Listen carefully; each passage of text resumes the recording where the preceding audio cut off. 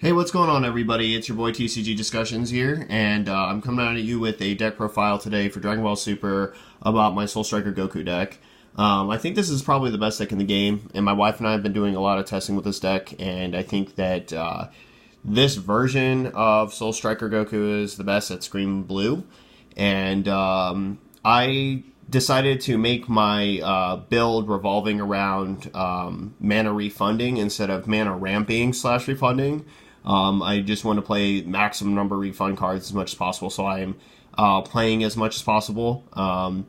And for those of you who don't know what this leader does, on the Unawakened side, when it attacks, it refunds 1 blue mana.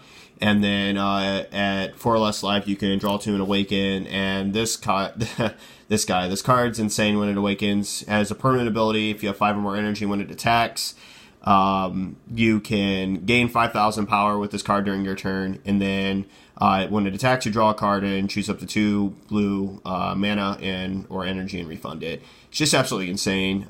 Absolutely love this guy. So without further ado, let's hop into the deck profile. To start off our 1-drops, we play 4 Energy Boost Majin Buu. This card is really good because basically, if you have multiples or the other 1-drops that we have in the deck in hand, you can play this, draw a card, and then attack with Goku, and then play another 1-drop. And that's just super crazy. The next 1-drop that we play is Bulmer, Supporter of the Future. The reason why we want to play this card is because we want to search out our future Trunks that we have in the deck. We don't play any blue. We do play the green, triple strike, make everything a blocker Trunks, and I'll show you that later in the deck profile. But this card's really key because it gives the deck more initiates on its first turn, so that you can get that mana refund and you're getting the maximum number of plays out of your deck on your first turn, and your second turn, and your third turn, so on and so forth. The next 1-drop that we play is Guardian North Kai, and a lot of people actually sleep on this card. The reason why they do is because they think it's just, well, it's a 5k blocker, and that doesn't really, sound very strong. But the problem is that because it's a blocker, it helps you get to mid to late game, and this card is free. It's free. This is basically like for this deck, because when you tap your blue energy to play this card, like on your first turn, you can then attack, untap that energy, and play Majin Buu. So basically, this is just free all day, and this helps protect you to get to your late game. Blue is very defensive, and I like this defensive aspect of the deck. Also gives it a good turn 1 play as well. Putting a blocker on board is just basically saying, well, it's going to be harder to get at my life during the late game. Senzu Bean, it's part of the blue package that's just absolutely necessary, plus it's mana refund. This is also good against Gotenks tokens and other double strike cards that just want to kind of get at your life, and it plays into the theme of refunding mana. And then the last 1-drops for the deck is Wiss's Coercion.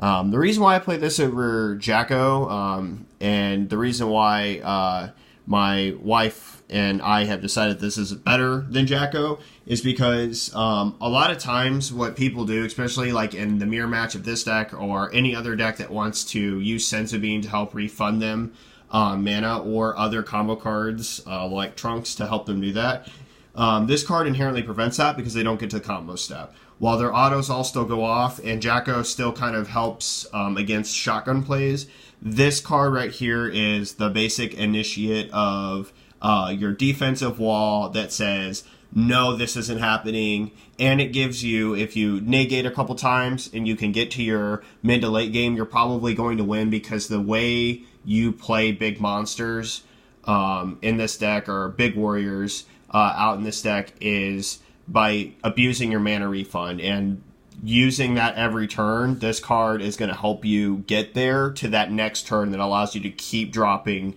your big cards on board. And then we play 4 Unyielding Spirit Trunks. This card is pretty necessary in the deck. The reason why is because you can completely tap all your energy with your with your like playing your big guys, and then you can swing, untap one, and then like make your Whisk's Coercion or your Senzu Beans live. So that's like super duper important, and that's why this card's in the deck. And it also plays to the theme of untapping and energy. And this also helps with the green energy that may need to be untapped to play another 4-drop that's green. So really like this card a lot. And then we play 4 obvious obligatory boost attack Piccolo. You cannot have a mid to late game without this card. This card's insane, 10k 1-drop at Awaken or less, basically, for Goku. And then the last blue card that we play is Energy Boost Beerus. This is the like most insane probably blue drop in my opinion in the game, just because he's 20k double strike, and if you have 5 or more in energy, he pops a card. That's super imperative and super strong. And I think that Beerus is he's just really good in the deck. You can either charge him if you draw him early. In mid to late game, he's a serious threat, and he removes big threats from you while you kind of stalled out with your blue engine. And then we've got onto our green engine, we got Bundle of Curiosity Son Goku. A lot of people kind of sleep on this card. It's really good in this deck because basically it takes 1 green. So if you have a green, like you charge a bigger card that's green early on, and you play a blue, you can, and you have like Majin Buu, for example, you can tap 2, draw a card, attack with your leader, refund the 1 blue, and then like play that Majin Buu and draw another card. So that's pretty neat. And this card helps you stay consistent with your deck. Also gives you a 10k beater. A lot of people sleep on the fact that this thing is 10k and you can attack with it. Yeah, I think that it's a really good card. In late game, it can become charge fodder. We don't play Results of Training. We play Furious Yell Vegeta. There's many reasons why you want to play this card over, in my opinion, in the deck over Results of Training. And the first reason is that it's green. The second reason is that it plays like Beerus. The third reason is that it helps you awaken. And the fourth reason is that it KOs a card. Yeah, this card's just insane. And unlike Results of Training, which requires you to get to 5 energy without mana ramping, you can play this at 4. And if you're awakened, you can refund the 2 blue back and maybe use that for defensively for a turn. And if you get to 5, hopefully you can get to your Go Tanks. But I find this card to just be better, and it's a 20k double strike, which means that also, like during the late game when you're trying to push, you can keep dropping this guy or other 4-drops like Beerus, Go Tanks, and you'll see some of the other cards coming up, or the trunks that you search. Speaking of trunks, we play 3 full power trunks. This card's also insane. 20k triple strike, but makes all your cards blockers, so it's kind of like the end game pusher. It's like the you better have negates in your hand after everything's rested or else. This card's really good. At 1, because it puts massive pressure, like you better answer this quick or you're pretty much going to die. Or 2 is that it's a searchable green target for your mana. So basically, Bulma searches this card out, and you can then use it to charge if you have another one in hand, or another Bulma in hand to search another one. And then you can just hold on to whatever copy that you have for your late game. And then 3 Kale, the best green card in the game, free. She's just got to be the best. 5 or less cards, attack, draw a card. Has 20,000 and critical, and you can tribute a warrior on your side of the board, and then you can target it up to 5 cost of total battle cards in your opponent's battle area, and then KO them. So and she says 0 cost 5,000. There's just no other way to spin it. This card is amazing. I really like Kale, and I think she's kind of obligatory in this deck.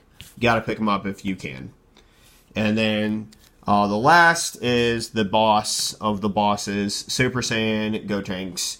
Why? It is a 5-drop that refunds 2 mana. So basically, at that point, it becomes basically a 3-cost drop.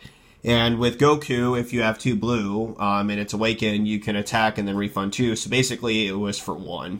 And then you can like redrop like a Kale or something, or Beerus or something else, or Trunks. and then just push your opponent's teeth in, double strike, and you get to draw a card when you play it.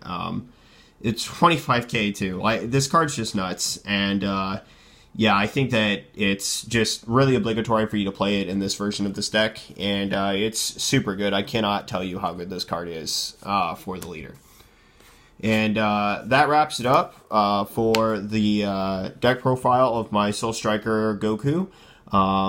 This is actually my wife's deck, so I should also say that it's her Soul Striker Goku deck. And yeah, let me know what you guys think of the comment section down below about the deck. If you have any questions about my build, don't be afraid to ask. And if you have any comments and helpful hints or suggestions for the deck, please let me know. And this is TCG Discussion signing off. See you guys later.